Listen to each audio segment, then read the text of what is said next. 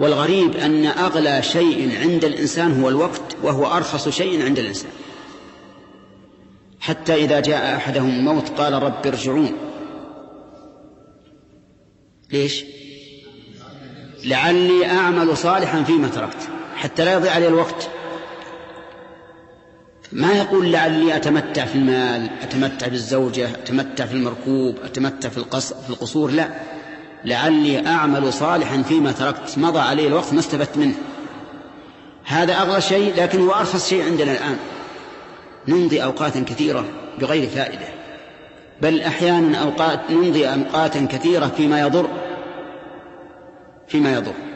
ولست أتحدث عن رجل واحد معين، لكن أتحدث عن عموم المسلمين اليوم، مع الأسف الشديد أنهم في سهو ولهو وغفلة، ليسوا جادين في أمور دينهم، أكثرهم في غفلة، في ترف، ينظرون ما يترفون به أبدانهم وإن أتلفوا أديانهم.